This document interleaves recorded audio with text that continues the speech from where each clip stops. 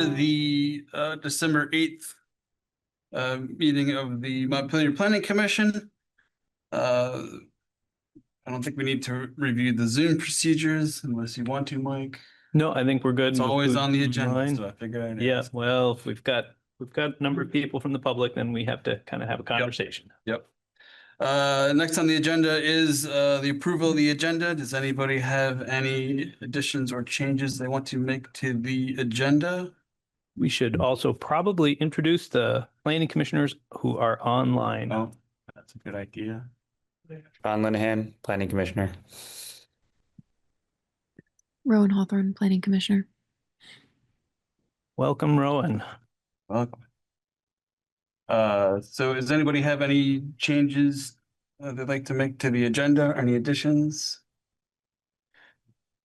Hearing none, the agenda is approved. Next is the consideration of the November 10th minutes. Please take a minute to just take a look at those. Let me know if there's any corrections or changes that you'd like to make.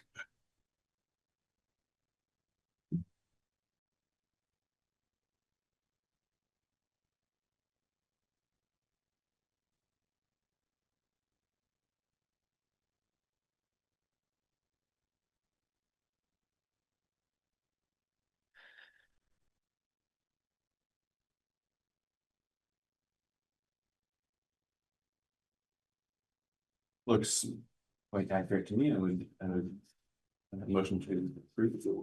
Got a motion to approve. Is there a second?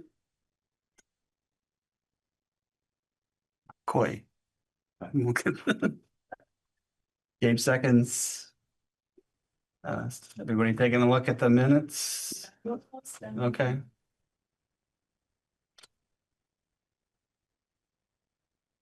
I'll second. Anybody else?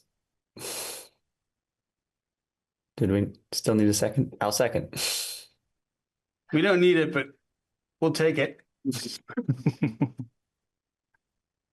All those in favor of approving the minutes, please say aye. Any Aye. nays? All right, the minutes are approved. Next is comments from the chair. I don't really have anything tonight other than to say Rowan is here for the first time. Welcome, Rowan. What else to say? Yeah, you come at a very good time. We're starting to take a deep dive into the zoning regulations in advance of making some what promises to be probably some fairly substantial changes based on a lot of discussion that the commission's had over the years, and also sort of in the wake of us passing the city plan.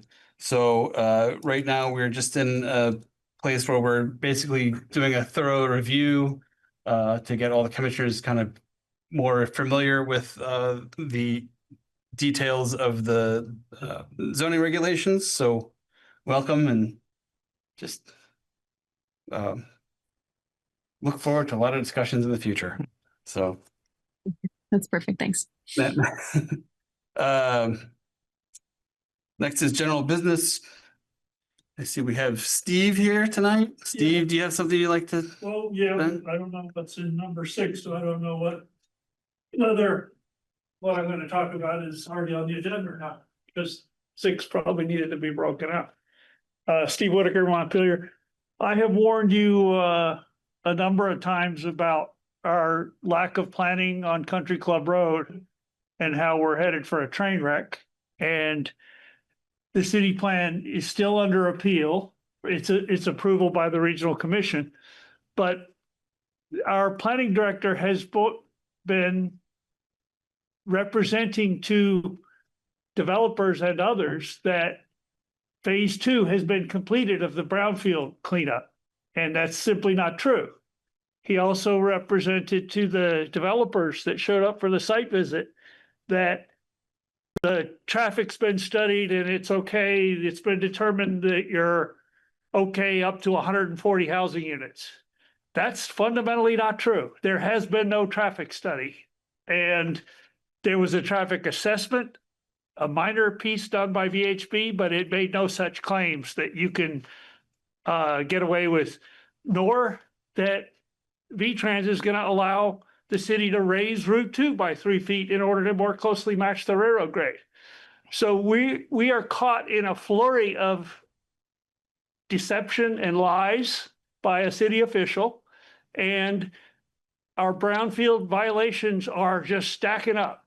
You're not allowed in a brownfield, which went into effect on July 7th of 2022 or July 8th. We were accepted into the brownfield program. We were not supposed to accept title to the land until phase 2 was completed. Instead, we accepted title to the land on the very day that we were admitted into the umbrella program. Therefore, our immunity is at risk. The liability immunity for a brownfield. Similarly, we or someone in the city has allowed Feast Farm to go up there and dig holes and till gardens. Then they thought to test it, and sure enough, they found contaminated soil in the Feast Farm contained section. They aren't supposed to till. You're not allowed to do any soil disturbance on a brownfield unless you have written permission from the Commissioner of Environmental Conservation and a soil management plan, which spells out the hazard protections that need to be, do people need to wear hazmat suits or masks or whatever, But now the city has announced it's got plans to trench from the daycare building over to Feast Farm in a hurry before the freeze, which they missed, to put in a water line.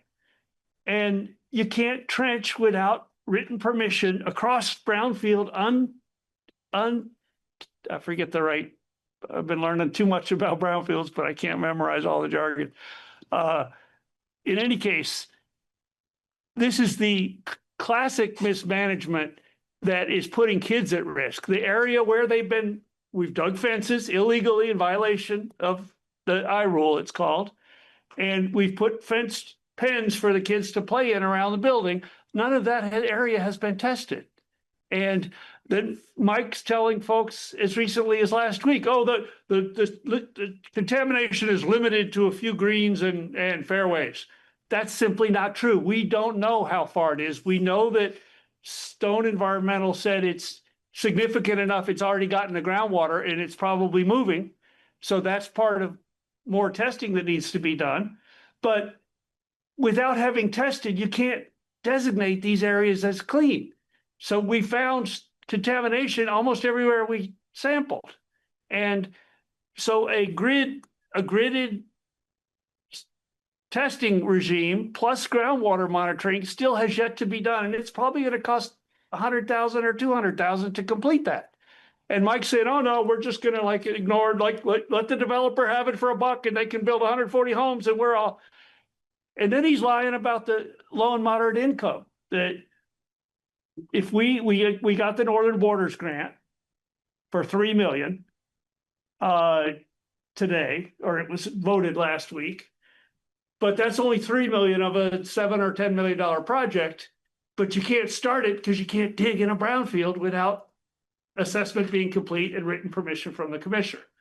So, but it also triggers NEPA. And NEPA says, National Environmental Protection Act says you can't make decisions. I forget what the jargon is again.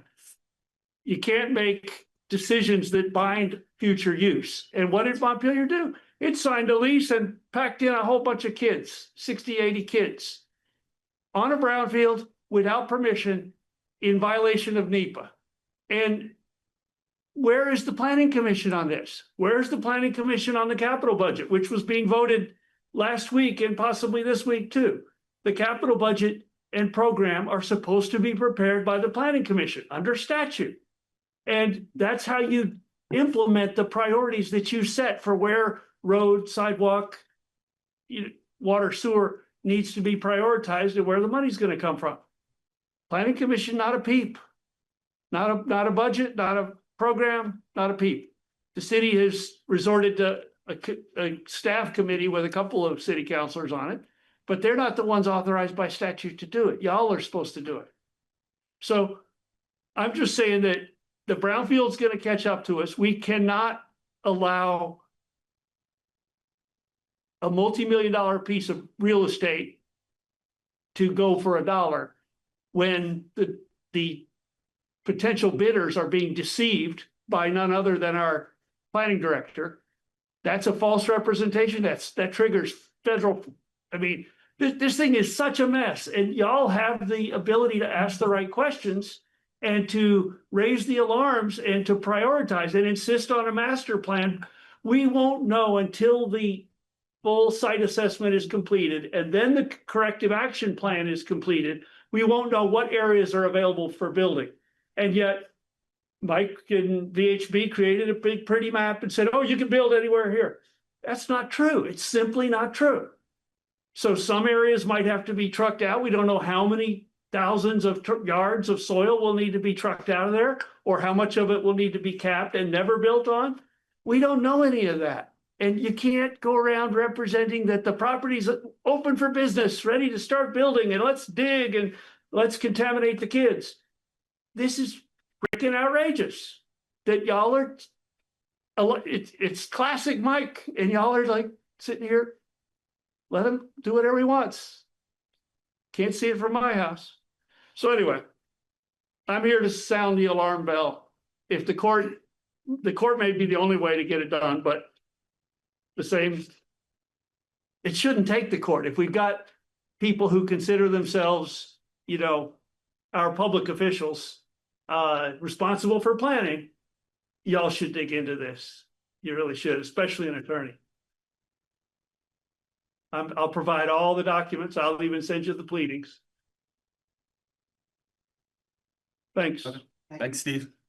Oh, one more thing. The minutes, when somebody says that the minutes don't reflect, they don't think the minutes reflect the neighbor's points, that should raise a red flag too. Unless you've already researched it, which I'm sure. Why are you laughing? I believe she was talking about the minutes from the development review board. Okay. All right. Okay, well, I stand corrected. It wasn't clear which minute should. Okay. But it should, maybe the development review board will take it up. Can I ask one? Sure. Is it okay if I ask a question? So today is about brownfields, and a year ago you were chatting with us about prime ag soils, and I'm curious how you balance this. A year ago, when we were talking about developing up Epic Country Club Road, you brought issues about, well, this is prime ag soil and there is an organic farm that is approved up there as a positive thing. And now the issue of the day is brownfields. How do you balance those? I had two in your head? learned about the brownfield since then. I'm asking you, how do you balance those two things in your head? So you have prime ag soils. Testing, and then you determine what. But a year ago, you were yelling at us for not considering prime ag soils and the organic farm that was up there that you touted as a really positive thing for the city. And how could you take that away in place of and replace it with development? I think you're mischaracterizing. I'm not. What I said, but Considerations worth pondering. Prime ag soils protection as a priority for farming and community gardens. That's an email from you from December of last year. That's still true. It's not contaminated beyond repair. Okay. But at the time, you were telling us you must consider prime ag soils. Yes, that's still true. And now today it's I don't know if they're brownfields. not, if they're contaminated. Okay. What part of that logic do you not leap to? I'm just saying it feels like there is a new emergency every other. And it won't be so mysterious. I'm doing all the work that I can. You're trying to trap me in some logic. I'm not trying to trap you. I'm listening to you for now over a year. And it feels to me like a very big push against housing development in this city. No, I'm all for housing development. Excellent. Village, a walkable village up there, provided it's proven that it can be done safe and kids can play on top of the ground. Maybe there may be areas where no digging is allowed. And that is your opinion about how housing should happen up there. And I think that we should hear your opinion and everyone else's opinions as well.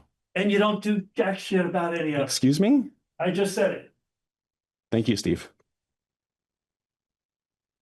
No thanks to you. I said, thank you, Steve. If I could just get a quick response for the record on really targeting specifically on the brownfield piece. So there is a phase 2 done. There's a phase 2 report that's done. The fact that there is a requirement for a supplemental does not negate the fact that the phase 2 is done. It's simply how the process works. You do a phase 1, you have phase 2. Phase 2. Steve, hold on.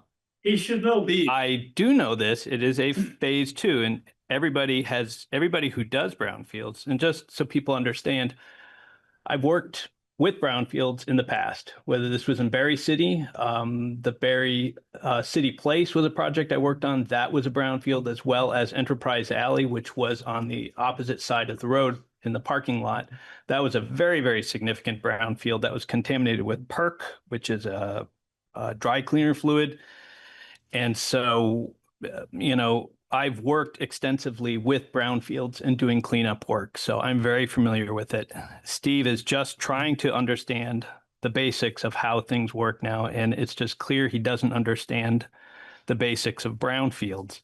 So there are no brownfield violations. The BRELA was supposed to happen. You cannot purchase or should not purchase the property without the BRELA. That is why the BRELA was at the time of purchase.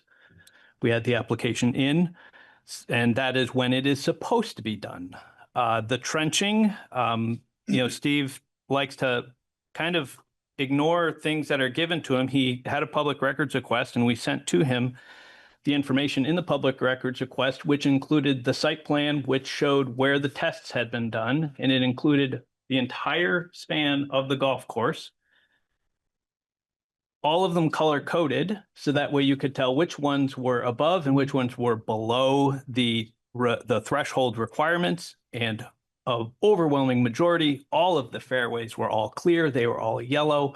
Only the greens had areas that were red, and not all of the greens were, but all of them were marked because there was the potential of contamination in those areas. So Steve has that map. And so for him to say that there hasn't been testing simply means he's not looking at the public records request that he's looked at, that he's been provided.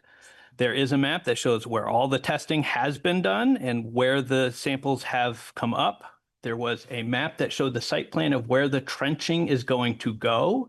He also received an email in that same set that came from DEC authorizing. So we asked permission to put that trench in. They came back, they authorized, they said, yes, you can put that in, provided Stone Environmental marks the path and ensures that none of the brown contaminated areas are affected.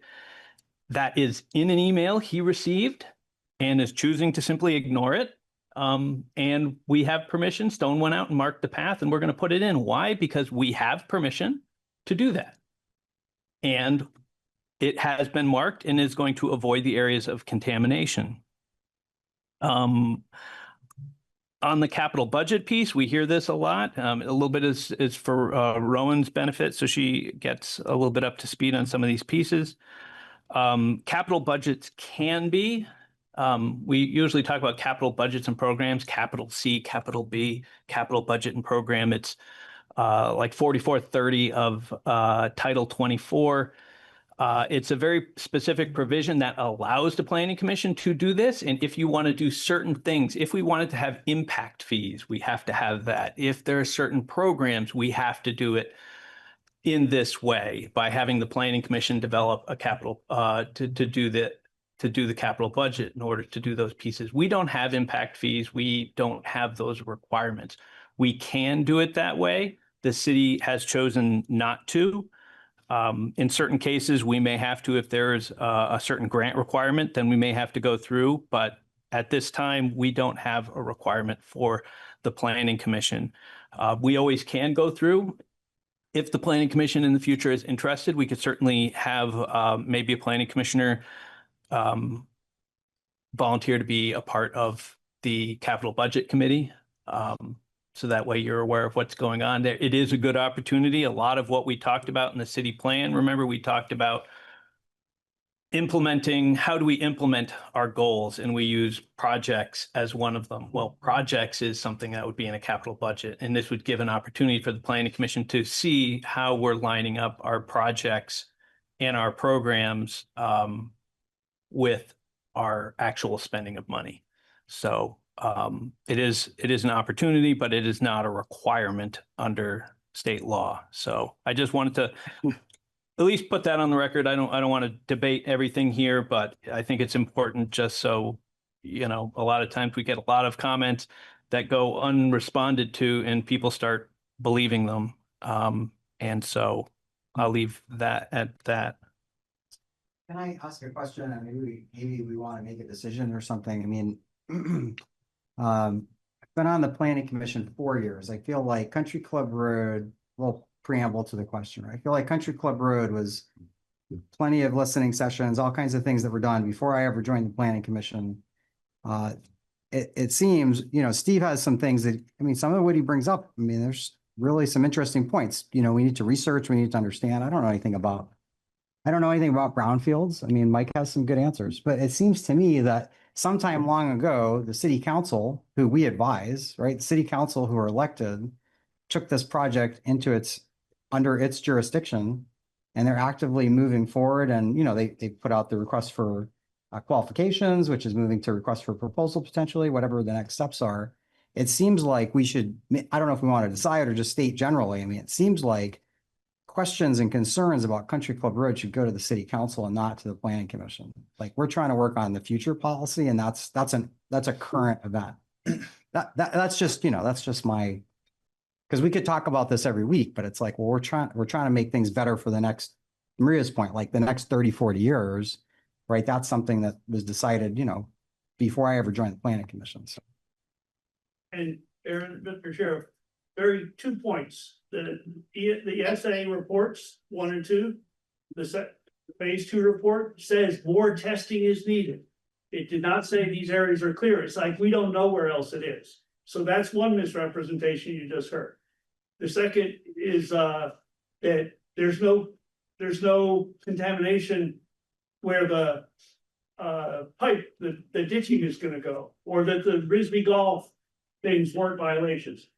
A email from a low-level staffer at DEC is not the same as written permission from the commissioner. They are 2 different things, 2 different echelons. Written permission from the commissioner is not granted easily. And you can't just say, oh yeah, just have Stone watch out for you and consider that permission.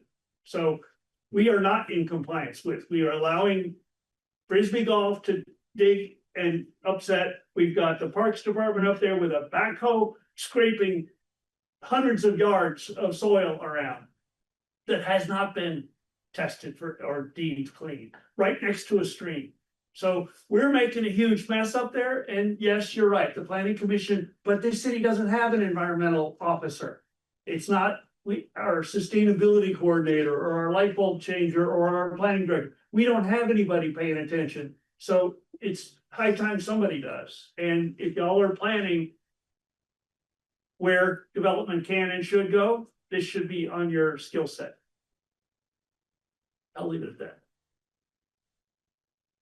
Yeah, I mean, no, go right ahead. I was gonna say, to Gabe's point about, I mean, it seems like the planning commission, if you like think about the forest and the trees, it's like we deal with the forest.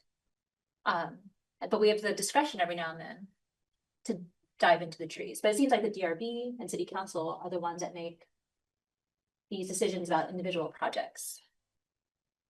I think it is up, but I think it is a good discussion of whether we do want to get involved in more specific things or whether we're happy, you know, being at that like high level, we're just going to edit the zoning regulations and then like give it to others to kind of enforce and meet out. But it's a worthy discussion, I think. Yeah, I mean, I agree. I mean, I think there's one, we're just not in a position to sort of evaluate the veracity of what you're saying versus what Mike's saying right now. And I appreciate, you know, the message that you're trying to send to us that we should be broadening our sort of understanding around the Country Club Road parcel so that Because you won't have the number 10. right, and just for a sec. I It's believe- wrong. Steve, just let me finish what I was gonna say. Is, I think to Gabe's point, though, I agree with you. It feels like, I mean, sort of as a very loose term, like the train has left the station with respect to whether or not, Country Club Road we're gonna try to develop it. And that is, the city council has taken the laboring oar there. That being said, I would not be surprised if one day down in the future, something will come in front of us with respect to that parcel as those plans move forward. And so I think it does behoove us to gain some familiarity with these concerns that you're raising. That being said, Steve, I mean, again,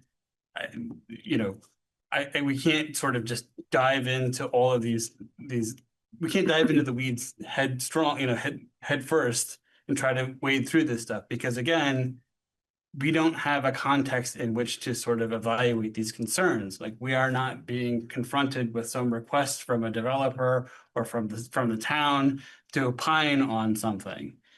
At the point that we do, then yeah, this is helpful sort of background to think about. But again, I can't. Before, it should have been in the plan before the plan was approved. You left a big gaping hole or black box in your city plan. Publicly owned, 138 acres. Okay, so Steve, again, what are you asking us? You could reopen the city plan and start working on a plan for Country Club Road. Well, I mean, And then make clear to the council that they shouldn't commit falsely to developers what they can't promise because it's a brownfield or because there's mercury moving in the groundwater. I mean, there's no portion of the city, well, I can't engage in this discussion. All right. I'm trying to acknowledge that, like, you are bringing issues to us that, like, we should familiarize ourselves and be able to ask questions about if and when we are confronted with a request from a developer regarding the parcel moving forward. It sounds like to me that Mike has answers for some of those questions, and you're saying that you don't agree with those answers. We'll be able to hash that out if and when we cross that bridge. We are not there. I mean, if I bring credible evidence that Mike's lying to you, you damn well better look at it, Okay.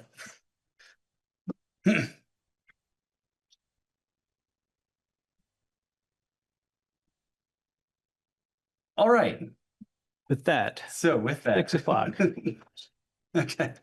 So, does anybody else want to talk about any of this? Well, specifically what Gabe was talking about? I'll just tack on to what I heard from Gabe and from Maria. It's a space that I think I completely agree with, and we all have our roles to play within the city. The Planning Commission does feel like a sort of upper level view and approach to zoning districts and the city plan, which is also an upper level document, and then it goes forth from there. The Development Review Board, Design Review Board, the City Council are working specifically on these projects. To my understanding, it's not really our space to be deliberating about specific projects. And I also think it's valuable that we're not doing that. There's plenty of people doing that. We're focused on a different space, again, that nobody else is working on. And I think it's really valuable that we stay within that space.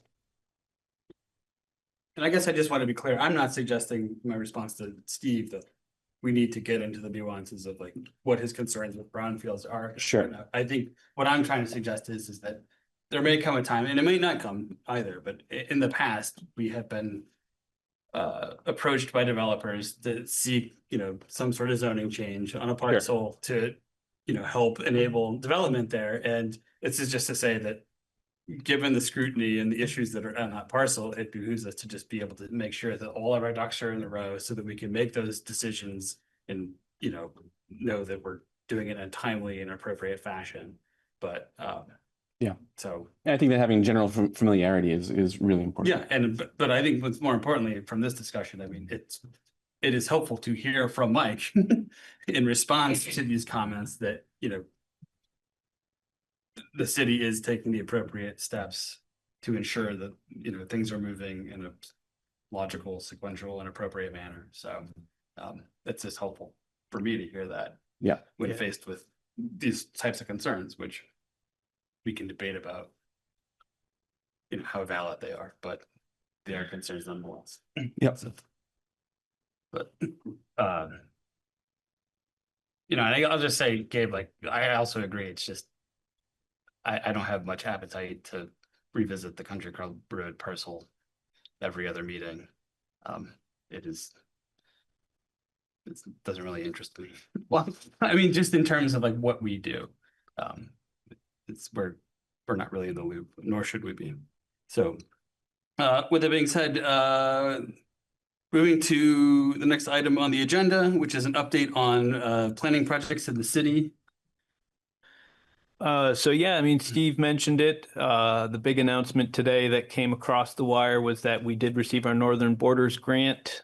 So the Northern Borders grant application that the planning department put in was for infrastructure to Country Club Road. So we need about $11 million to put in to replace the pump station that's at the roundabout. So if you go to the roundabout, there's one little parcel over there by the river that's always vacant and fenced off, and that there's a pump station in there for the sewer plant that does an elevation shift, and that needs to be replaced. It was damaged in the flood, so that has to be replaced. And then the lines from that pump station out to Country Club Road and up Country Club Road, including adjusting the grade of Country Club Road, bringing it down to about a 12% grade, so it's not quite so steep. Bringing up the elevation of Route 2. These are all Class 1 highways for the city, so Steve again doesn't quite understand the process of how these things work. We will be working with AOT VTrans when we go to get these plans, but it's not an issue for us to elevate it. And it just to help that intersection, there's a railroad track that goes across Country Club Road, so you kind of have to dive off that. So it would help to balance that out. And then it would also set up the intersection for a light. So we kind of anticipate after you get past 144 vehicles, that's what the preliminary assessment says. We won't know until you don't do traffic studies until you have a project. You need to have a project because the traffic study is so dependent on the uses. Senior housing is different than just not senior housing, regular housing. Apartments will have a different ratio than single family homes. So you really have to find out what the mix is before you can do the study. But in general, back of the envelope, we're talking about 144 housing units we can put up there. And at that point, it means we have to have a traffic light, which we've already have a budget for. We already know we've got the money. We'll be putting a traffic light in there. We know that's going to be okay. There's no constraint issues on that road or any of the neighboring intersections where so we already know that. We've already looked at that. That's why we have traffic engineers that take a look at it in advance, because we need to identify what barriers could come up. If we know about things in advance, we can prepare for them. So that's the background work. He says we haven't done it. We have done it. But that project, this money, so we need 11 million to do all that infrastructure, put sidewalks in up that road.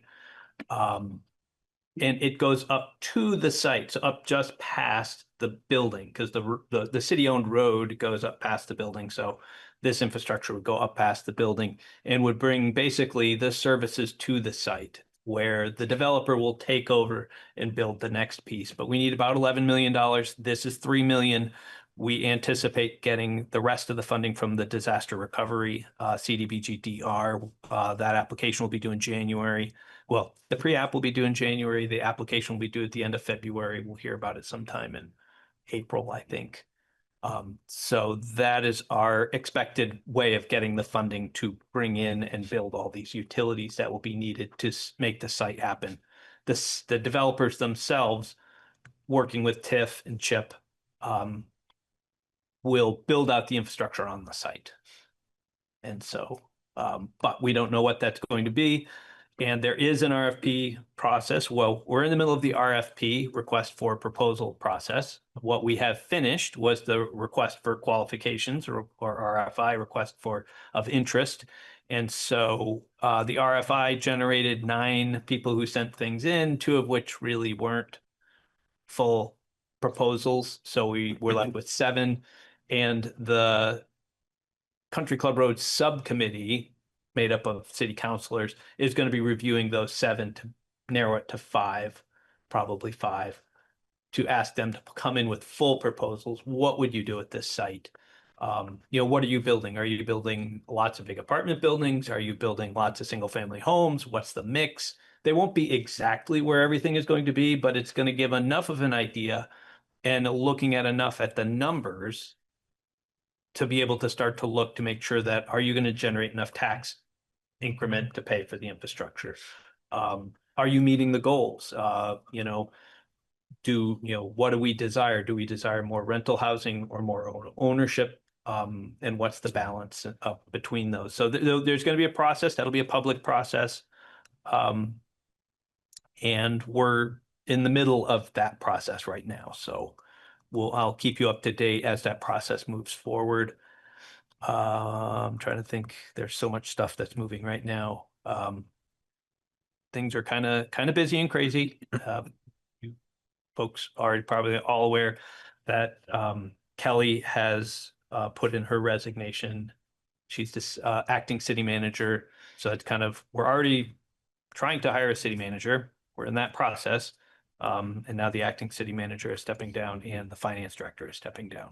So we're kind of a little bit of trying to juggle things and trying to prepare for what's going to be coming up over the next couple of weeks. So that's the other part of our kind of our workload of what's going on. It's not only what's going on in the planning department, but what's kind of going around us. So, and I think that's it for update on planning projects. Great, thanks.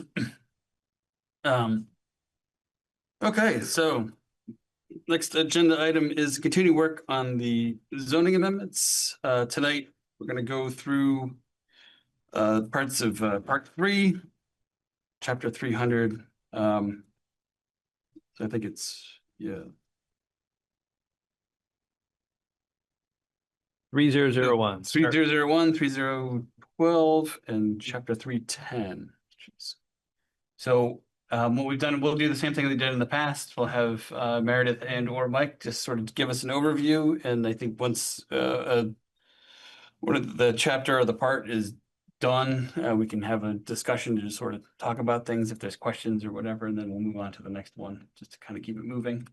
So does that make sense, everybody? Great. Okay. No. And a little bit of catching up for Rowan's benefit. So we got done with the city plan, and as a part of the city plan, there was a discussion from the public that we needed to go back and review the zoning bylaws and look for changes. And when we started having that conversation, it was kind of realized amongst the planning commission that most of the commissioners now are new and weren't really here when we were going through a lot of this. And it would be worthwhile to just go through the zoning from front to back, kind of explain what all the pieces are. So that way, when we have a conversation, we can understand how the pieces fit together a little bit better. Because sometimes when we talk about things, something in like Part 2, which is our zoning districts, is affected by what's going on in Part 3, maybe site plan rules or something like that. And so we really have to figure out how to accomplish our goals. And so we've already gone through Part 1, which really talks about what needs a permit. We've talked about Part 2, which is what are the zoning districts? What do they talk about? And that includes the design review overlay district. So it's all the zoning districts we talked about. And then Part 3, we started talking about what are the development standards. And the first section, Chapter 300, are the general standards, which are items that all projects have to meet. So it doesn't matter what the project is, it's going to have to go through the general standards. and meet them. And one of them, as we work our way through, is the parking and loading areas, which is section 3011.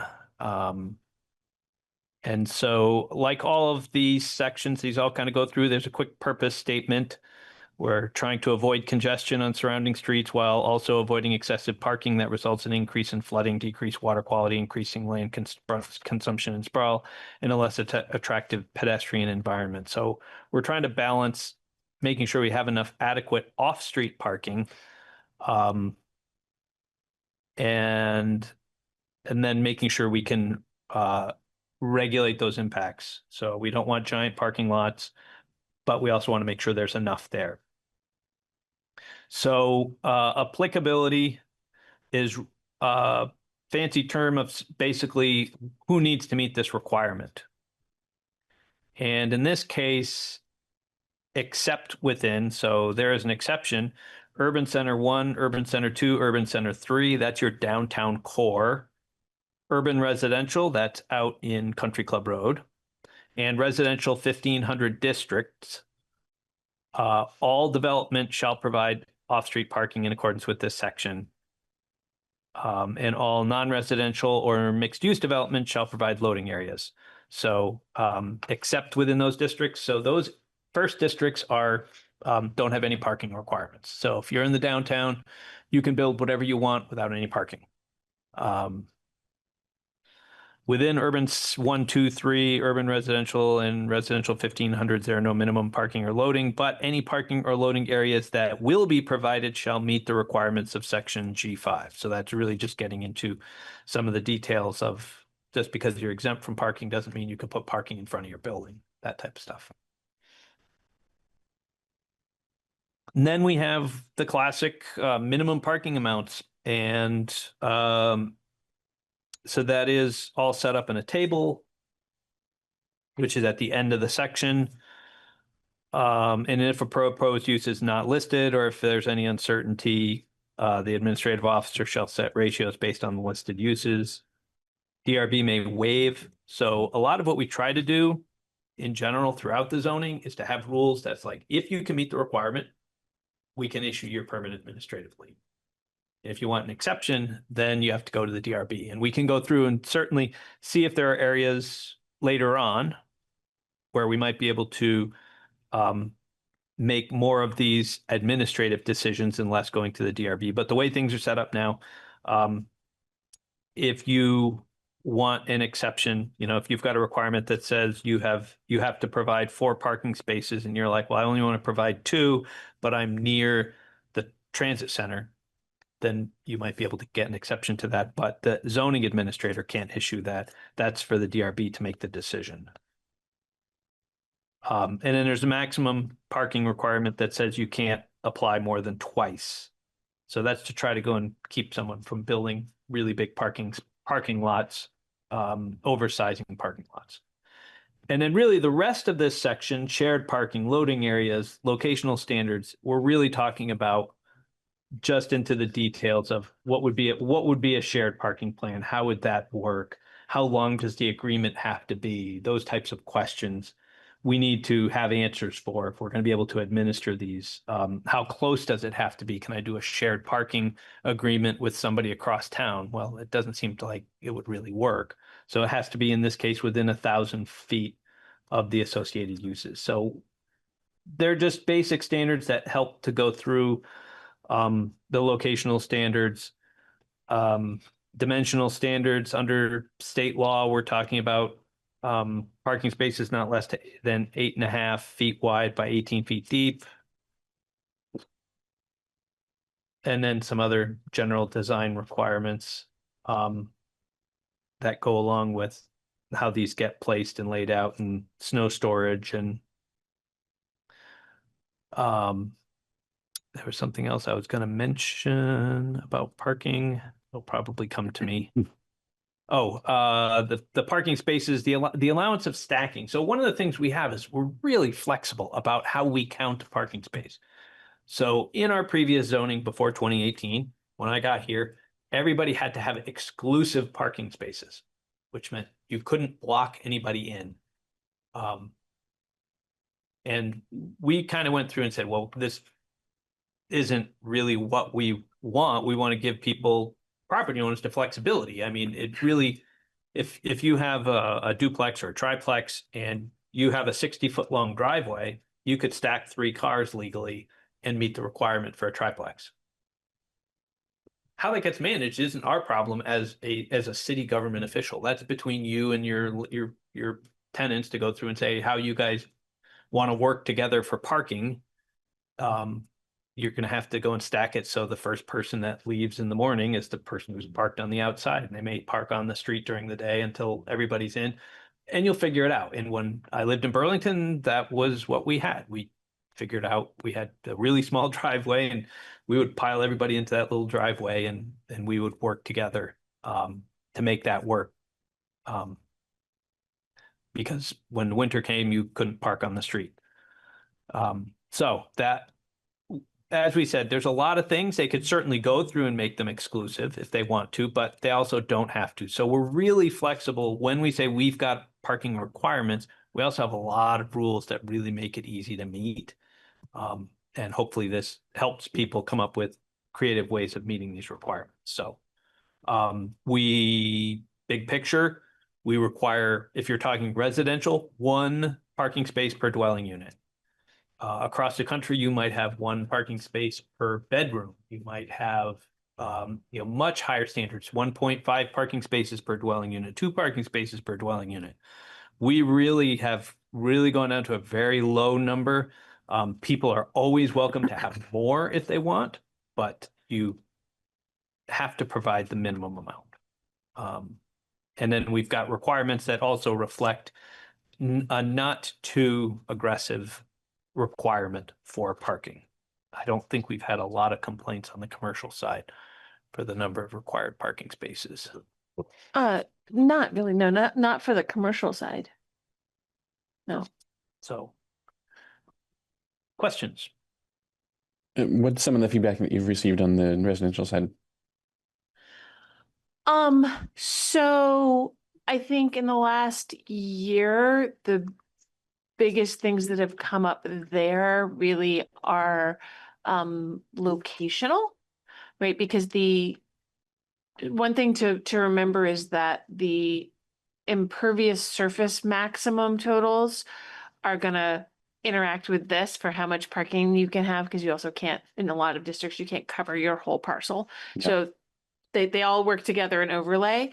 But there is a requirement in here in many zoning districts that if there's parking that isn't part of a residential driveway, then it can't be in front of the house. So it can't be between the front line of the house and the road. So not just directly in front, but anywhere along in that section. You have to get to the side of the house if it's not part of the driveway.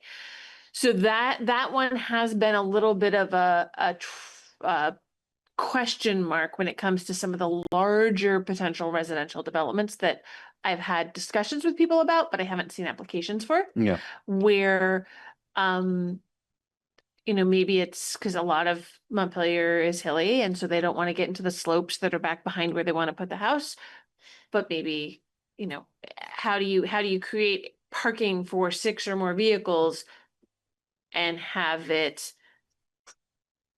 be sort of branched off to the side of the driveway and have me still be able to look at it and say, yes, that's still the driveway, right? We don't have something that says, when does it become a parking area and not driveway? Mhm.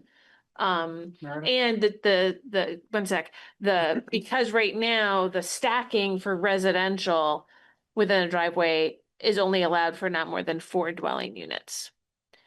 So when we're talking about these bigger projects that the zoning has been tweaked to allow, where it's, up to 6 dwelling units is allowed, as long as you've got water and sewer, we have people trying to play around with those and trying to figure out how to then do the parking. Yeah. So that one has come up. And also, I think that's been the biggest one. The shared parking thing sometimes is a little funky in here, but that's not necessarily a residential thing so much. It may come up and looking forward if we have some bigger Mhm. residential. Gabe, was that you? Yeah, so what's the policy reason for is this just an aesthetic thing that people decided on at one point? I've been to plenty of towns. It's been there since before I got hired. I had no idea. Can you imagine? You can't have parking in the front of a building, right? I've been to plenty of residential neighborhoods where there's parking right in front of the building and you walk in, you see your friends and they're awesome. And you walk out and you get in your car and you leave. It's cool. It's not a big Yeah. problem as far as I can tell. Yeah, it's in aesthetics, and that's why it's in. Now, what we've been talking about trying to do is to potentially allow, if you had the house and the garage, that you might be able to do some parking off to the side, but we need and are trying to encourage having that green space in that green area in front of the building and not have people turn But it's the aesthetic. front. It's aesthetic. It's Yeah. not some kind of like stormwater thing. No. But that is another thing, right? If you have half of your house and your roof is all going towards the front and it's hitting pavement and going straight to the road, you're not slowing down that stormwater at all. So that is a potential factor, right? You don't have that green space to create some degree of, or at least you have less of it, to create some degree of infiltration. Right. So that has to get factored into hydrology, whatever. Yeah. So, and but if you have, we don't necessarily hit a stormwater evaluation until we get to a larger project, like we discussed at I think it was this most recent meeting. So trying to encourage as much of a green buffer in front, depending on how the elevation is of the parcel, right? 'Cause sometimes the drainage is towards the back. You're going to run into, there's a couple of different reasons to have that more green space in front if you can. But I mean, it could be just a tweak to say you can't, you don't want it right in front of the house. Can be in that front line, but off to the side, right? Which gives you green space for water coming off the roof. That would be one possible tweak. It's also putting in, like right now, there isn't specifically a waiver or an exemption option for somebody to go to the DRB for this particular item. So can I just ask, let's say, for example, we change that. We said, we don't care if you park in the front or the back. We don't care. If there's a water issue, that's still going to get triggered someplace else in the process, right? Not necessarily. Why not? Unless you change this, because you may not hit the trigger point for the either 5,000 or 10,000 square feet of impervious surface. That right now is the trigger for stormwater management plan. Which in my opinion, that would be fine. I mean, I'm just saying that it might not get, those are amounts that were just picked, right? Right. So let's say you don't hit that threshold in the front of the house or the side of the house. I personally don't really see a difference in the placement besides the aesthetics of a driveway and parking. Right. It's the same impervious surface, right? Exactly. Actually, I'd see it as maybe potentially less impervious surface if it's in front of the house. You have less driveway going around to the side. Problem. Yeah, I was just thinking of the unslowed down water hitting I mean, you're driving along in some places here in Montpelier and it rains and water is just pouring down people's driveways and hitting the road. That's all I'm thinking, right? And then gets into the city stormwater system faster than if there's, I'm just I hear you. I don't have a preference here. I'm just I think the considerations. I think all these considerations are great. And That's this is a helpful conversation. Yeah, I mean, it's Meredith, happy to make it work however you guys decide to make it work. Yeah. Meredith, during our hearings for the city plan, we had two individuals that came in and talked about problems they had with trying to get waivers. One of them was Peter Kellman.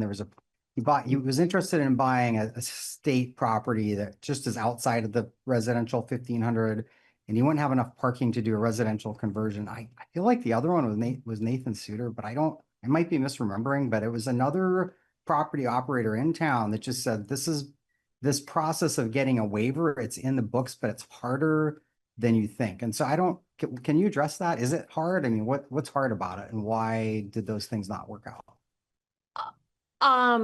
So off the top of my head, and I think I Mike and I discussed this a while back, maybe during this, I don't know when. I can't think right now of anyone who has come specifically for a parking waiver and not gotten it from the DRB. You have to do the process, right? And you have to provide me with sufficient information for me to say, yes, this is a complete application, so I can put it to the board so that I think they can make a decision. But where's the waiver language? Hold on. So the waiver, right? These are ors, right? There's 1, 2, 3, 4, 5 different options. You can do a parking study, but you don't have to. You can provide a shared parking plan, which means that you have made arrangements for parking off of your site that comply with the requirements of that shared parking plan. You can prove that there's adequate on-street or public parking available within those 1,000 feet. Show that there is an existing or proposed public transit stop within a 1/4 mile of the proposed development, or that the proposed development provides secure, unenclosed bicycle storage and shower facilities for employees or residents as applicable. So it's all of those things with an or. Usually so far, people can come up with at least 2 of those and present it to the board. For Peter's specific proposal, I laid all this out for him. He never came back to me with an actual application and something to show these things. His major complaint was that he felt this should be an administrative decision and should be able to be issued, and not go to the DRB. Oh, so maybe that it could be waived, but it could be administrative. He wanted it to be Which administratively it can't waived. be, right? Yeah, waivers, Yeah. I You don't waive. not do exemptions, waivers, or That needs a policy. And You need Yeah. appointed person to do. Yeah, and the reason for that is each part of the city is different. And in Peter's case, we said we felt he would get it, and the city staff would support his application, and we very much felt like he would get it. All he had to do is ask, but he didn't ask. because that particular location was within A 1/4 Range- mile of a bus stop. 1/4 mile of bus stop. There's public parking on the street, even if it's used various times of year. And if he could provide bicycle, he would have 3 checks there. I would have recommended that the board. But he didn't want to go through the approve it. process, and so that was the major hang up with that one. Was really more a matter of him wanting the process to not have that hearing. But big picture, different parts of town, and so yes, we would be notifying neighbors if there's a hearing. And in some parts of town, this is an important. On-street parking is one of those things that, if you don't have on-street parking, a lot of times you don't even need parking requirements. What else are they going to do? They're either going to park on the lot or they're not. But usually by requiring on-street parking or off-street parking, it's to mitigate on-street parking, to make sure there's enough off-street that we're not having everybody parking on the street. And in some parts of town, East State Street, Berry Street, you've got areas that have that section of Elm Street. You've got areas where there's a lot of congestion on street. And if somebody were to come in and say, I'm going to build another 8 units, but I'm not going to provide any parking, I'm just going to dump them on the street, the neighbors are going to want to go and say, hey, wait, we don't have any more space for any more parking, especially when it snows and we've got to start alternating during the summer when we can park on both sides. It's not too bad. In the winter, we're crushed over parking on one side and there's not enough space. And they should be required to have a certain number. In other parts of the downtown, there's plenty of on-street parking, and it's not an issue like this one was over in Baldwin. There's room to have off-street parking. That's why we have the hearings. That's why we have the requirements. Again, that's a policy decision. We could just go through and say, whatever, doesn't matter. Let everybody fight out the parking, but it is something that when you get to city council and start saying we're going to remove the parking requirements, the folks in these areas that have congestion are going to say, we really want to have an opportunity to comment on a project that's going to put a lot of parking, additional parking on street. But it is a policy decision. We don't have to have these types of requirements. Have you done a lot of waivers, Meredith? Has there been a lot of applications? No, No. Do you No, have I any mean- sense of like, because a lot of the DRB fears, right? You go and you got people that come and say all kinds of things, right? And people don't want to go, even if they met all of these criteria, and you know that it's a slam dunk that the DRB is going to approve it. It's still a public process, and so they're still going to get up, and people don't want to deal with that. Like, when you've had them, are people coming out and arguing about the parking? Is that something people are taking issue with? not typically. I think I've had more contentious hearings about somebody trying to put in a second driveway so that they'd have room for their teenagers' cars and places for their friends to park on a dead end road that wasn't in the street. Yeah. Yeah, the parking waiver ones have not been difficult so far. I Yeah, mean, like- we haven't had lots of projects. And But- stuff's pretty, the rules are, the minimums are pretty small. So, Yeah, I was just curious, where did we come up with all these minimums? Is it, do we we use was there like a planning association model that we adopted, or are we just? yeah, there are standards. This is ours. Yeah, there are We- standards that are very famously bad standards. There's an entire book called the High Cost of Free Parking, and it goes through, and one of the things they joke about are these transportation studies that tell you how many parking spaces you need for this use, and it's a line graph based on one data point. And they draw a line through it, and you're like, well, you actually can't draw a line with one data point, but they do. So yeah, a lot of these, that was what was in that book, was to kind of go through and say a lot of the rules are bad. So we've gone through, and ours are, as we said, much lower. So the requirements, and they seem to work. There's some new standards. These were recommended by our consultant, so I don't know specifically where she pulled them from, but they seem to, in our view, seem to have been working pretty well. But if something comes up where we find they don't, we can always go through and tweak this. But so far, they really seem to have kind of worked. I don't know where they got them from, but Yeah.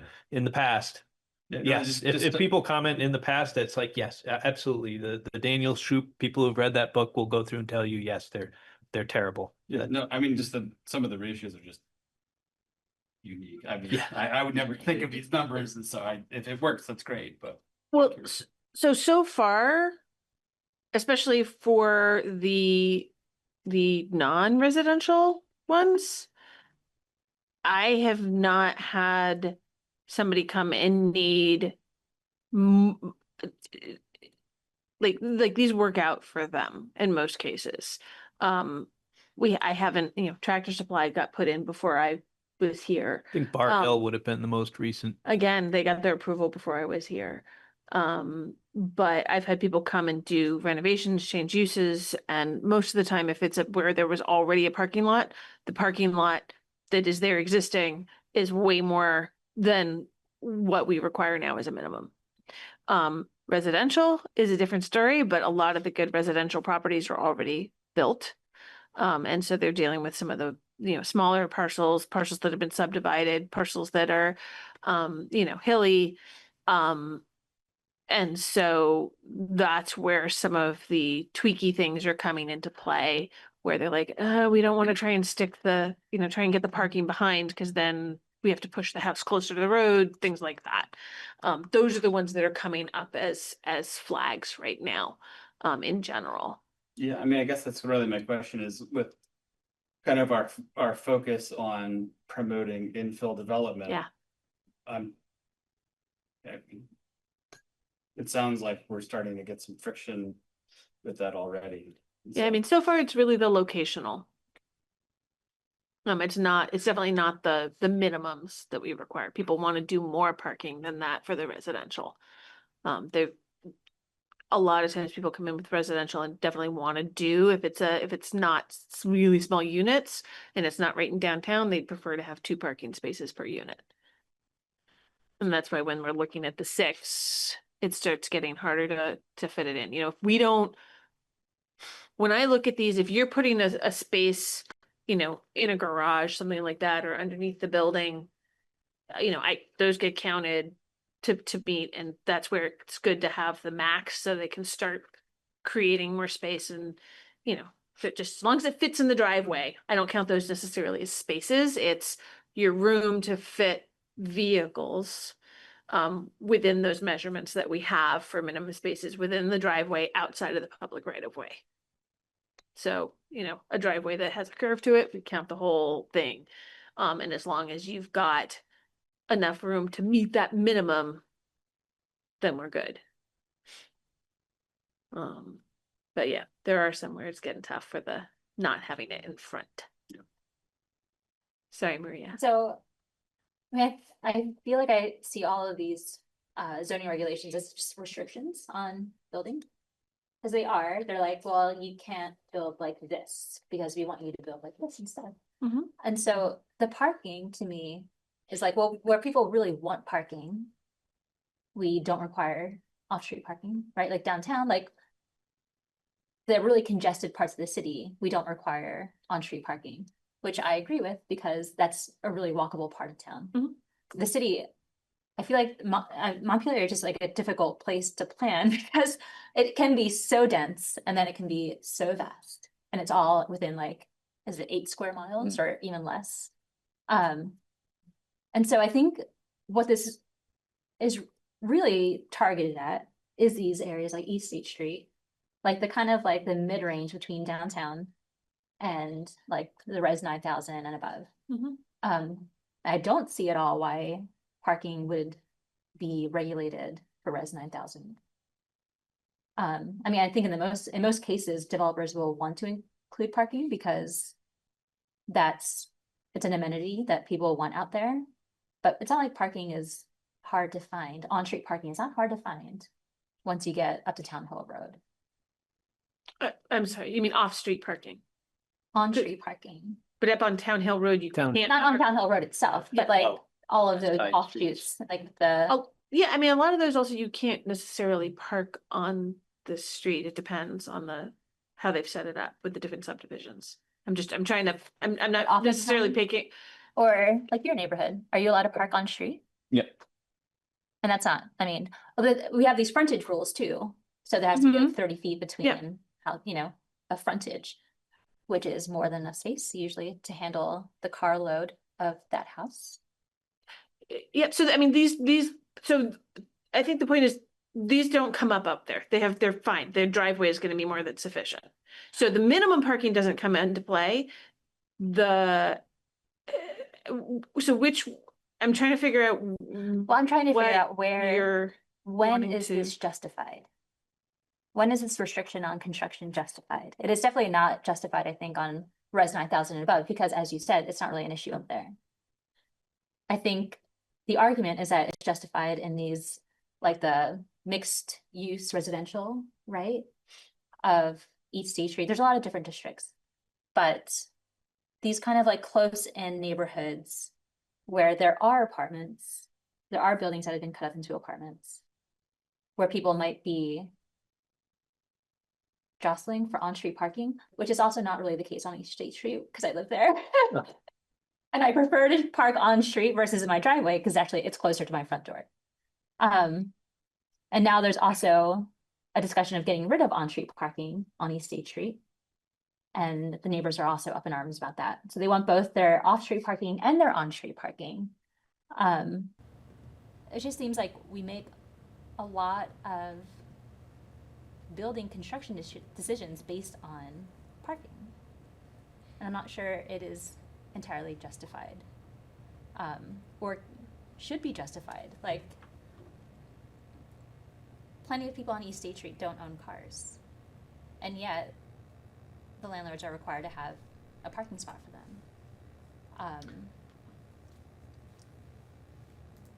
I don't really understand why we require off-street parking, I Like, you cannot live here unless you can have a parking space.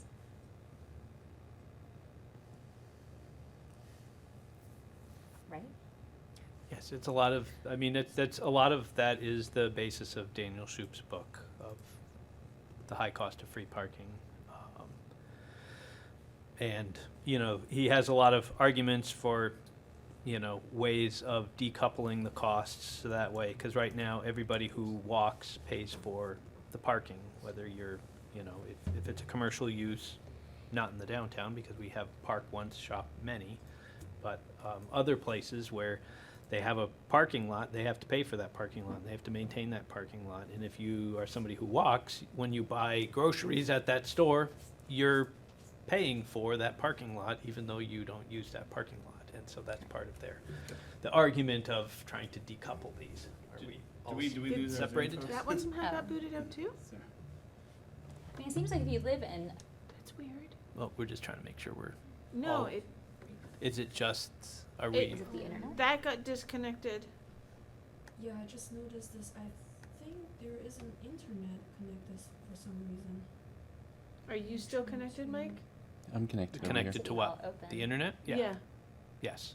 Okay. Well, that disconnected, so I don't know if. Recording in progress. Okay. Oops. This has been recording the whole time. Okay, so we are The still. Zoom has Because been. online, wasn't hearing what we were talking about earlier. Yeah.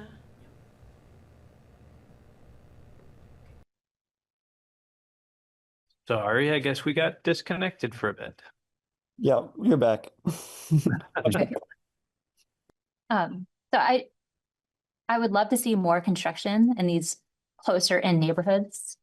And I don't see it happening if we're going to require parking for each unit built. Like, I don't think the infill will happen because the infill currently satisfies this one parking space per dwelling unit. And how are we going to increase that if we still require every unit to have its own parking space off street? But like, will we actually see the infill happen?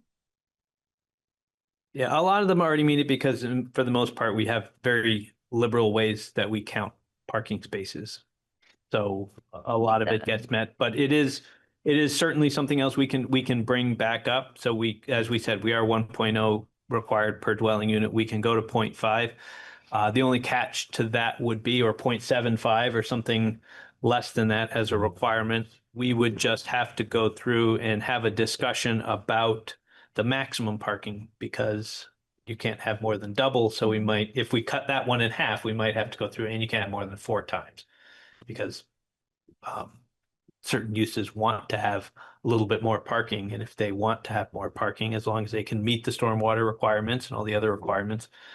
Yeah, I mean, the other option is to expand the number of zoning districts that don't have to meet that minimum parking standard, right? If they build the parking, they still have to meet the design standards. So that's, do you suddenly bring in, I mean, there's going to be a whole discussion, right, about zoning districts and how many of those there are and what, and that's the other option is to look at some of these places. And when talking about if you're changing zoning districts or combining zoning districts, do you then include some of those in those groups that don't require minimum parking? Right. Right. But then it's like, then we're only applying the parking rules to these like kind of like farther out neighborhoods. And do they really need the city requiring off-street parking? Yeah, certainly that's an option too. We could go through and add additional districts. We can say in the rural district, we don't regulate parking. For the most part, the rural districts are Route 12. Right. These outer areas where you already can't park on Route 12 anyways. So why regulate? That's why I said you really don't need to regulate off-street parking in areas where you can't park on the street because where else are you going to park? Right. Yeah, I mean, it's self-regulating. Yeah. So in a number of places, that's where we've had some unique things because the parcels are bigger. So somebody might have a house 100 feet off the road, and then we have a requirement that you can't put your parking lot in front of the house. he's 100 feet off the road. Right. I mean, It's true. how much of this really matters at that scale and at that time? But yes, certainly these are good ones when we get to bringing up recommendations. As Meredith says, if we're combining districts and we combine 1500 and Res 3, which we've talked about, why wouldn't we just combine those two zoning districts together? Then we'll have a question. Okay, well, 1500 is exempt from parking. Res 3000 is not. We might combine them and then say, all right, well, now Res 3000 doesn't have parking requirements. And then we're really just starting to limit down to a smaller number. I think we would have to do some homework if we were going to try to completely eliminate parking standards throughout the town. Or at least minimum parking requirements, just to see if there's another municipality that's tried to take in such an approach and what was the impact. Is the guy that you were talking about that wrote the book, is that Shoup? Name is Donald Shoup. Yeah. So apparently we want to look at this offline, a parking reform network. They're tracking, there's like 100 small cities that have already done this. And then there's some large cities as well. So if we want to just see, okay, who's out there that's doing it? Yeah, larger cities, it makes a lot more sense. There's basically a principle of you want to park once, shop many. So what you want to do is to have parking lots that are municipally owned or privately owned and open to the public. Anybody can park in this. And so you can park and then you can shop everywhere, come back to your vehicle. And that's better because you can increase density.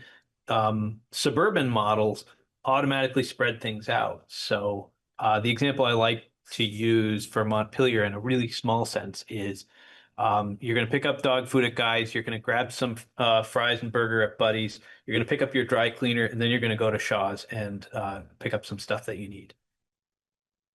Technically, you need to get in your car, go to Guy's, get back in your car, pull out, drive 100 feet down the road, pull in, get your Buddy's order, get back in your car, go out, go down, pull into the dry cleaner, pick up your dry cleaner, drive across the street, go to Shaw's. Because each one of those are privately owned lots. And when everybody owns their own parking, so I have my parking as the developer, as the business owner, I have my parking, nobody else can park here. That's why suburbia, boom, just goes in every direction. It just sprawls out because you can't park once and shop many. And because each parking lot is there, it automatically forces everybody farther and farther away to a point that you have to have a car because it's too far to walk to do all of your errands. So if you want to pull things together, and that's what Donald Shoup is looking at, if we want to pull everyone together, what we need to do is have opportunities where we park once. That's why we try to have public parking. And in some places, I think in Burlington, you actually aren't allowed to have private parking. There are some lots that exist grandfathered in, but for the most part, they won't let you build a new parking lot. It has to be public parking or available to the public. So that way you've got that ability to park once, shop many, and not have people causing congestion by going back in and going back out, going back in, going back out. And so that works, but we also need to make sure we've got the other balance of how do we make sure that we don't have too much private parking that goes in. Now that we're not regulating parking, private people might go in and put in a lot of parking lots and not necessarily make it effective. But yes, there are a lot of people who have been looking at it since Donald Shoup put out his book. I don't know how many years ago now.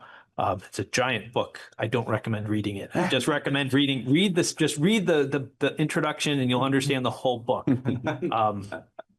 Because the rest of it is just facts of why it all works. But I've read it all and he's actually right. It does all work. So yeah, it's there are ones who are doing it at different scales. I think we'll just have to see if we can find a community of our scale and see what were the pitfalls and things to be concerned about. But it'll be an idea for, when we get there. It's an idea we've been at the cutting edge of doing a bunch of interesting things in Montpelier with our zoning. Maybe this will be another one that we'll look at. I was going to say, in city planning, there's also this idea that on-street parking slows cars down. So if you want to make an area safer to walk in, allow on-street parking. And it was noticeable to me over the summer that a lot of streets, like Hubbard, Liberty, and then parts of Town Hill were repaved. And so now like the bumps in the road were no longer slowing cars down. And so cars started like shooting through these neighborhoods. And you saw like the Front Porch Forum posting about people like begging cars to slow down on these like, what used to be kind of quaint streets. But another solution to that is to fill streets up with on-street parking. If Hubbard Street is filled with on-street parking, cars will slow down. If Elm Street, the part that, well, currently we get like a 25-mile-per-hour blinky at us. If that part had on-street parking on both sides, cars would slow down because it's congested.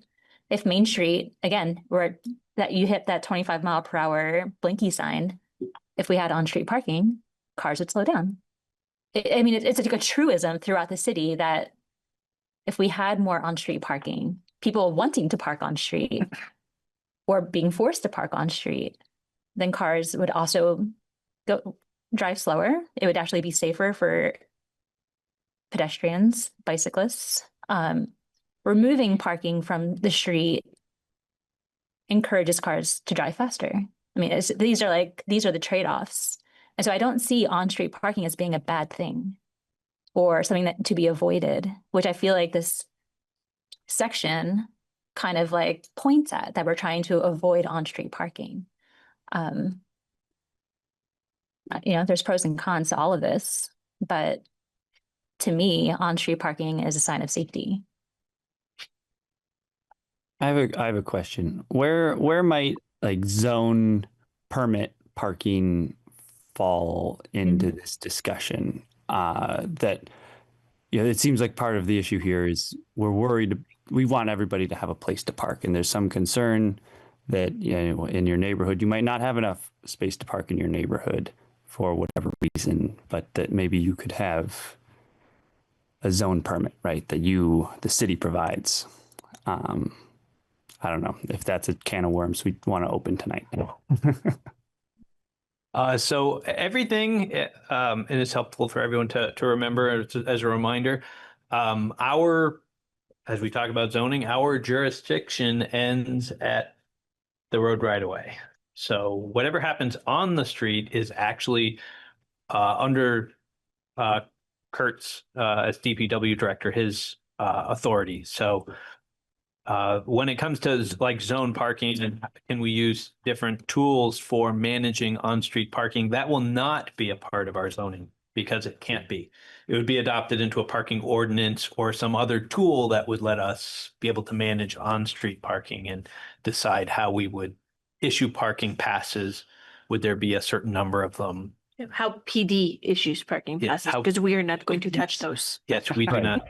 We do not issue parking passes. That would be a parking division, a parking department, somebody with the affiliated probably with the police department that would handle those. Yeah, and that also goes to the road standards, right? As to what streets meet the requirements to have on-street parking, which have to have bike lanes, which should have bike lanes, how you put those in, how wide it needs to be able to have the sidewalks and a bike lane and on-street parking, like all those things.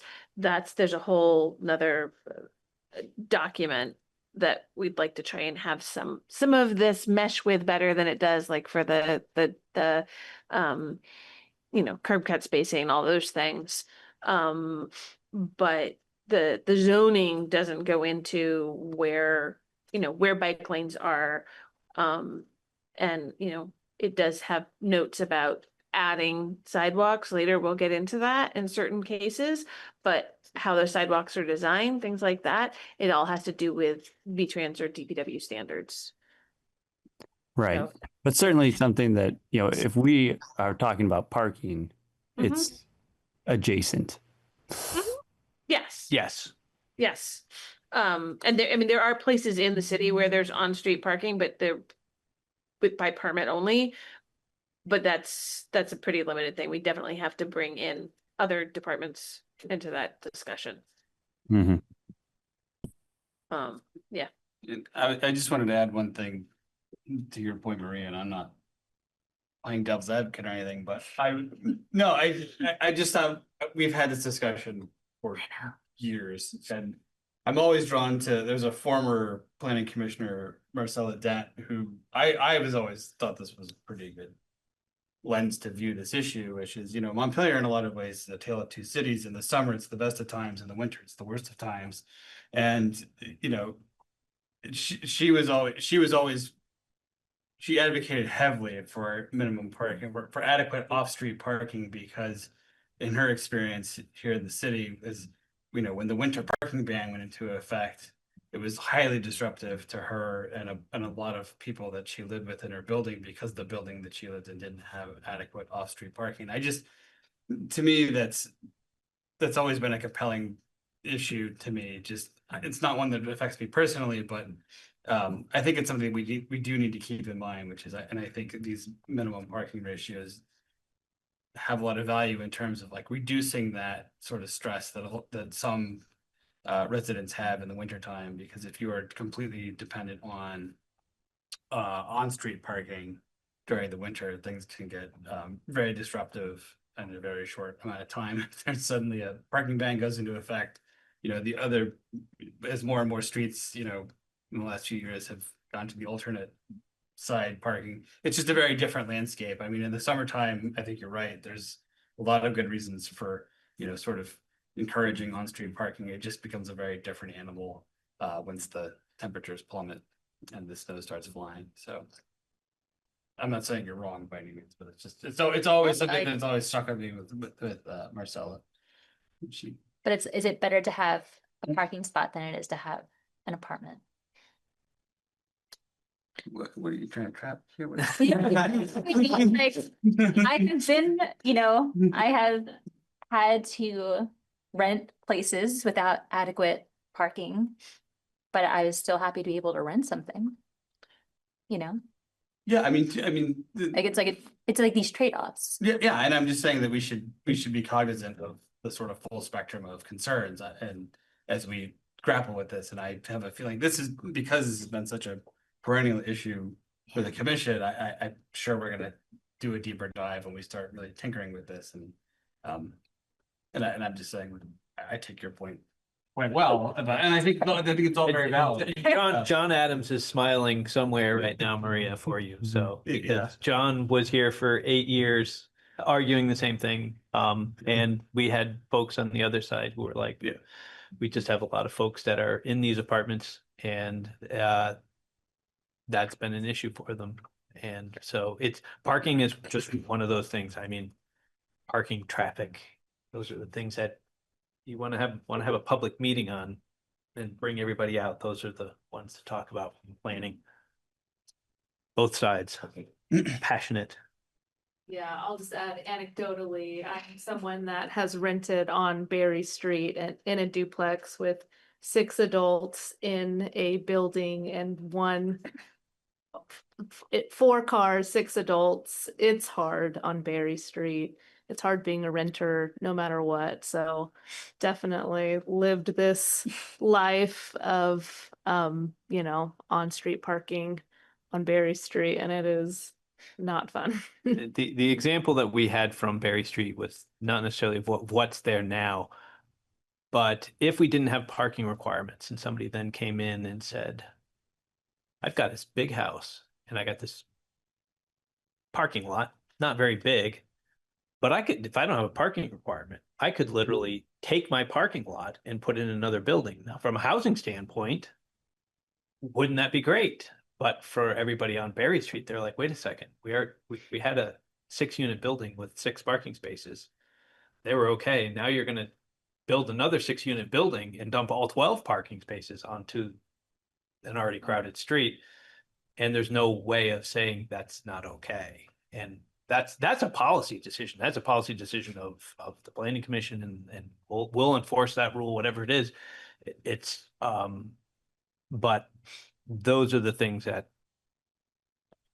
bring people out is, where can we say enough's enough and say that you have to provide something. But again, we can certainly go through and adjust these numbers. And as I said, I think Aaron's right. This is a perennial issue. We'll talk this out, and we'll probably come up to a vote I think every time this has come up to a vote, it's been a split vote. What we do with parking. As discouraging it is to say that we're not going to solve this problem tonight, solve this issue tonight. Get back to that. Meredith, you have something to add? I was just gonna say, I think just as a something that I know there's lots of different ideals and thoughts and hopes and dreams. I think trying to find a middle adjustment, a compromise, is a really good idea because, I mean, I hear what you're saying about State Street. You know, I grew up here. We've also got Cliff Street is in the residential 9,000. People living on Cliff Street are not gonna want a whole bunch of people shoving their cars to park on the street, right? So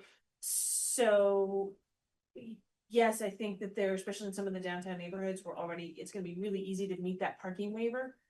Let's just merge 3,000 and 1,500 and say none of those require minimum parking, even if you're just saying for residential, right? Or something along those lines. Find that space to make it easier for some people. But you also need to think about meeting the needs of everybody, which also means people who, you know, need ADA parking spaces, need to have their vehicle really close to the entrance and not be fighting with other people for those spaces in the right of way that they can't guarantee just them, so that they can get their vehicles into their home. It's a balancing act. So I don't think, you know, I think it's trying to basically make everybody a little annoyed and everybody a little happy all at the same time on this particular issue and see where it goes. And see what happens, because I mean, we do have DPW coming in and trying to figure out how to deal with plowing and in the winter time and all of those things when we don't have any control over the actual streets themselves and how wide they are. Only we had a municipally owned parking garage. Oh, Downtown.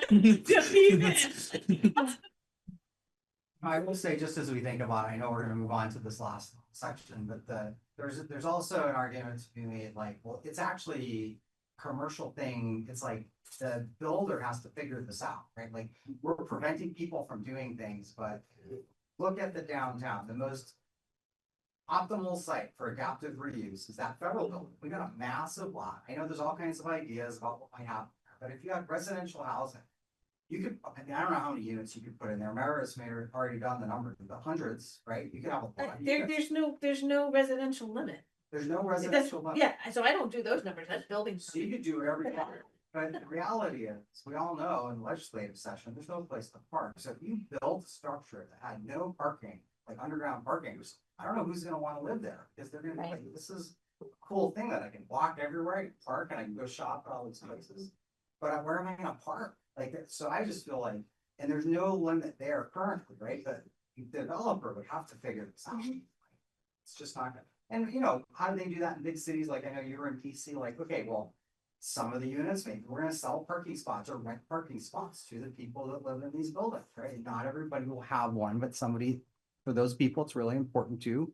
There's a price tag associated with that. There's ways of solving it, but I'm just saying, like, Yeah, we don't bigger necessarily have to municipalities they'll have those private parking structures that you can purchase. And that usually is how those bigger cities handle it, is you got an 80 unit apartment building, and it's like, well, you're going to put 20 units of parking in the lower levels and in the basement. And then there's a parking garage that they'll just go through and say, yeah, there's a parking garage, it's got this capacity.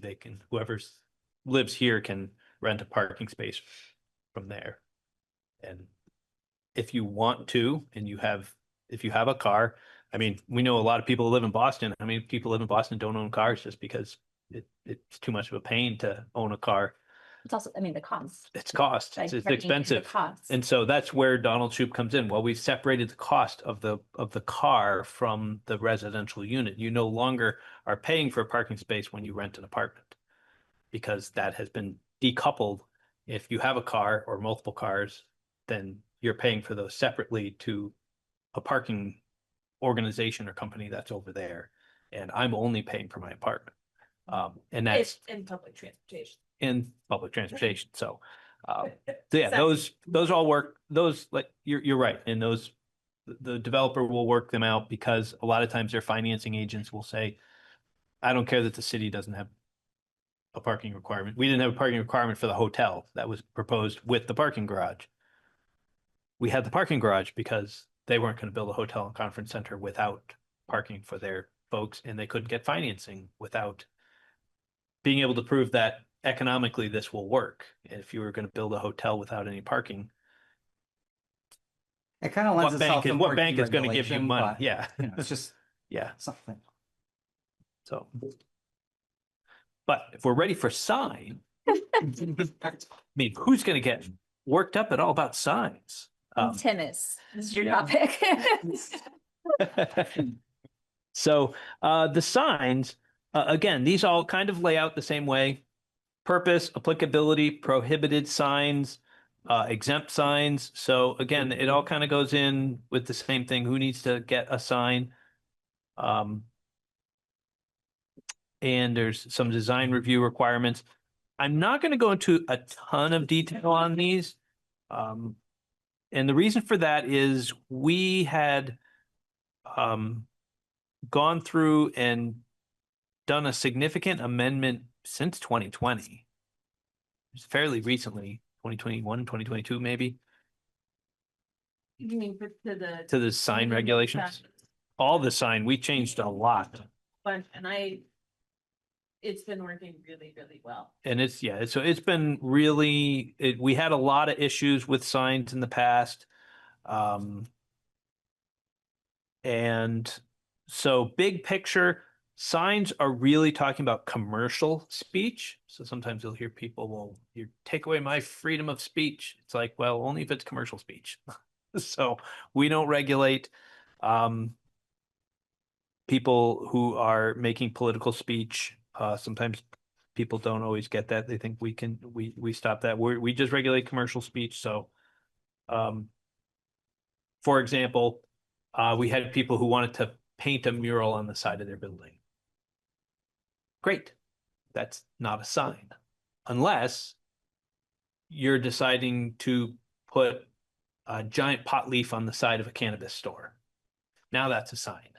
But if you want to just put a mural on the side, that's fine. That's as long as it's not Coca-Cola on the side of a grocery store. You know, the sign that's on the side of Shaw's,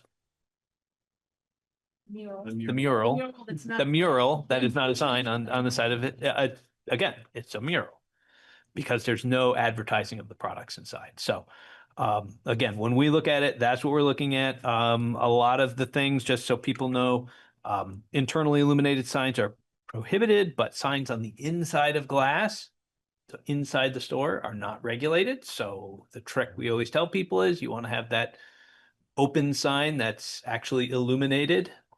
Look at Aubuchon's, it's on the inside of the glass. It's on the inside of the glass. You can do it. So we try to work with people. We've got the rules that are available. We want, but at the same time, we're trying to set some standards. Probably the biggest one that keeps coming up that is gets a little whatever is some of those digital television signs. And you'll find, like, the school, we want to have a sign, we want a television screen so we can put, it's like, no, you can do a changeable letter sign. You can't do that other sign. And the reason for that is really, it comes down to, if we allow it for one group of people, then we have to allow it for everybody. And so if we allowed the school to have a big digital sign, then Dunkin' Donuts would be allowed to have, and so would all the other businesses. And as a policy, my recommendation was, I think we're better off not having those internally illuminated signs. We've got a lot of good sign makers. They make wonderful signs. They do a great job. Externally illuminated signs work just as well to communicate, and they don't look as gaudy and garish and everything else. And those television ones, I was involved in a case in Berry City when I was working there.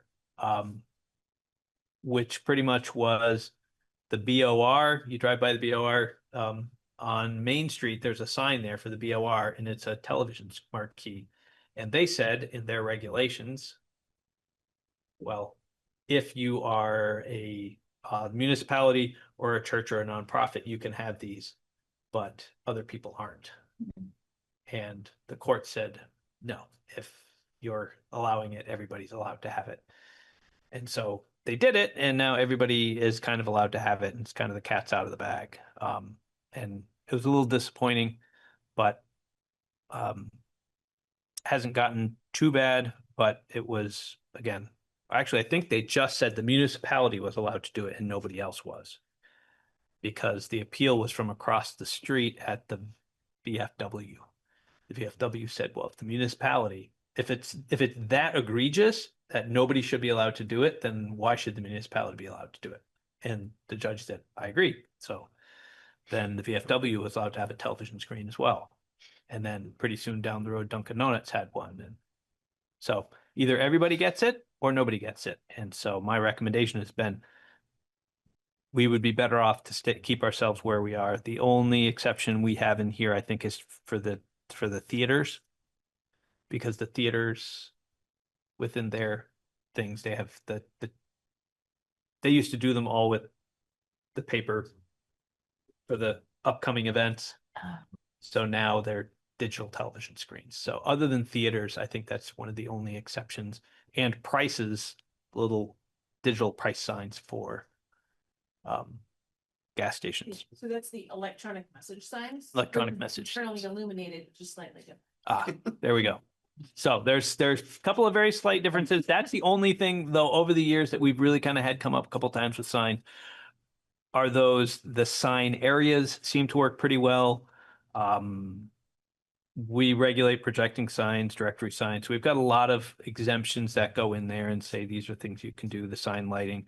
But for the most part, I've heard very little complaints about how we've set up our rules. Yeah, since we adjusted how we determine sizes and the maximum wall sign allowance, it's working really well.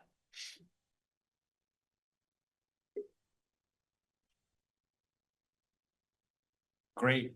No question. Anybody have anything they want to say about the same signs?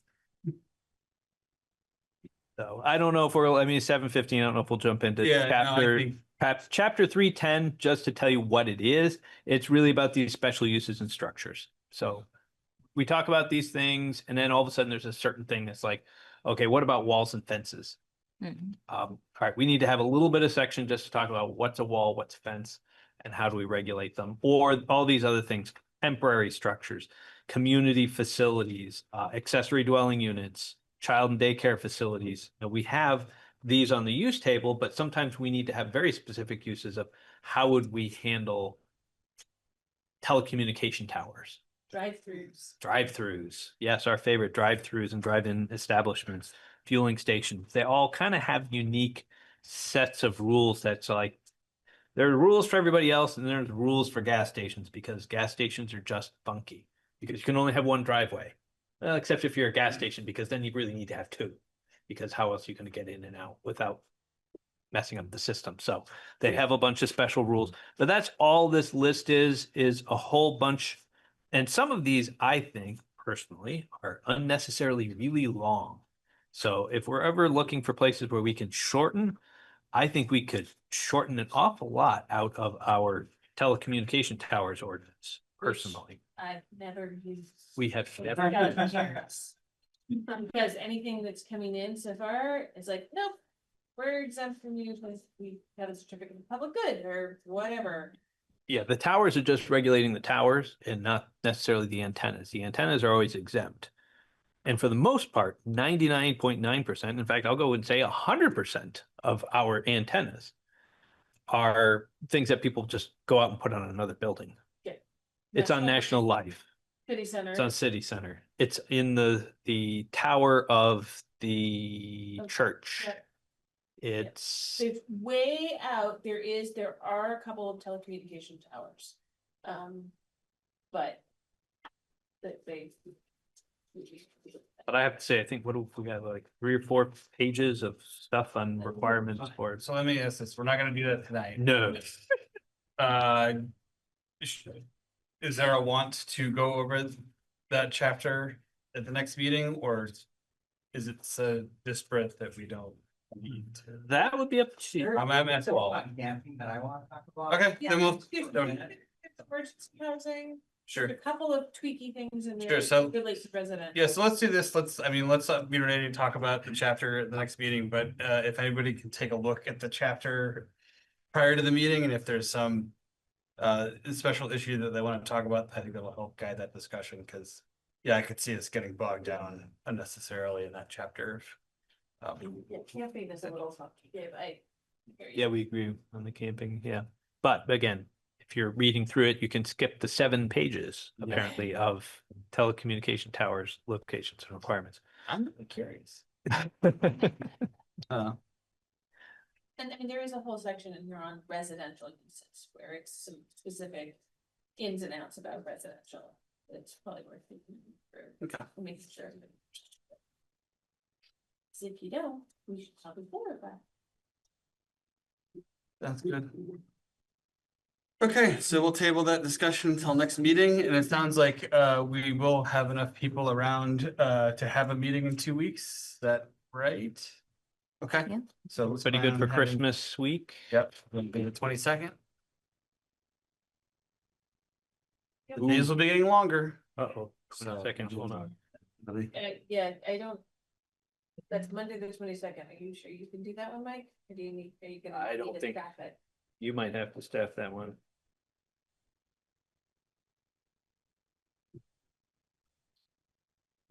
Yeah, and I may be pretty much taking the rest of the week off, but. I don't have it in here, but it's my wife's birthday. All right, you're done. You're done. I am pretty sure I will be in deep Okay. trouble, so I won't. Don't even, say no more. As soon as you said 22nd, I was like, uh-oh. That's. Yeah, okay. I'm pretty sure I. Fine about that. Given the light chapter, right, like you can see that, we can just limit it to that one thing. And I don't know if we want to just do it. I mean, the one after that is site plan. So, I think. All right. We wanted to work through just the specific use requirements. We could just work Yeah, through but- those and make a short meeting of it. Yeah. It's the most wonderful time of the year, so. Keep it. Does that work for everybody? Just a shorter meeting to do that chapter? Yeah. Okay.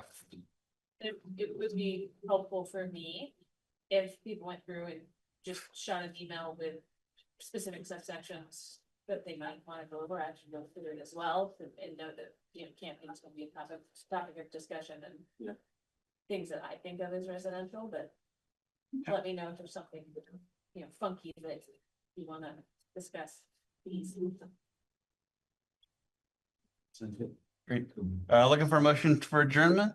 I would like to say one thing before we wrap up, if that's okay, Please. very briefly. Nope. And I didn't have a chance to say it earlier, but with the announcement of the assistant city manager and the and the finance director leaving, I did hear from a city councilor that both of them have cited toxicity of our public discourse as contributing to their decisions to move on.